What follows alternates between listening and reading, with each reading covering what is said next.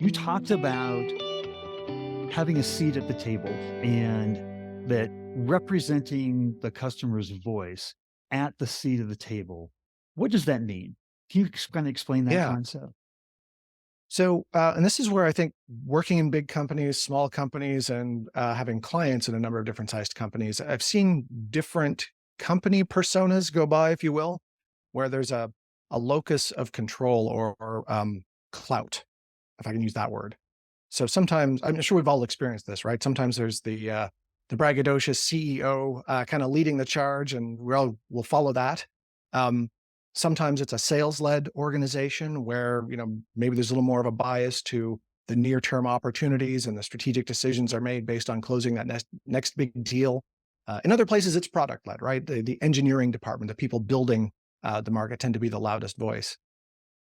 And unintentionally, marketing can kind of become the quieter voice, has less proof points, has less things that would drive decisions in the short term. And I believe that having that voice of not just voice of the customer, but voice of the market. It's more than just voice of the customer. You need the voice of those people who aren't customers, are not customers yet.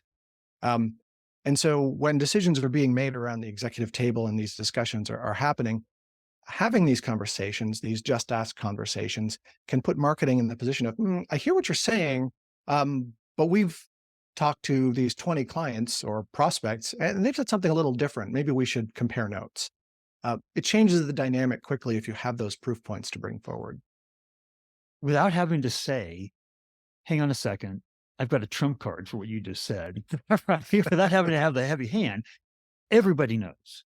Everyone knows that the customer is the highest voice of authority in the company, right? I'm going to just pile on for half a second. There are blind spots. We all have them. Every company has them.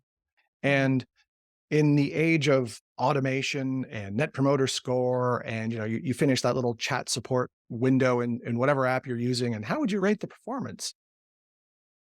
Having interviewed dozens of net promoter score respondents, we know for a fact that most of them just click anything to get that thing off the screen, um, best case, or you're only capturing the sentiment in a moment of time.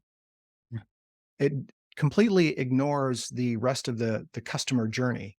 Then newsflash, the customer journey is rarely what you intend it to be. Yeah. On paper, it looks really good, right? Sales, handoff, implementation, training, support, customer success. And all of those things are supposed to play nicely together in a joyful, pleasant customer experience. But it rarely happens that way. And so this is another way to uncover those blind spots, and actually becomes a really important source of valuable insight for the company to make sure that what they intend the customer experience to be is reality.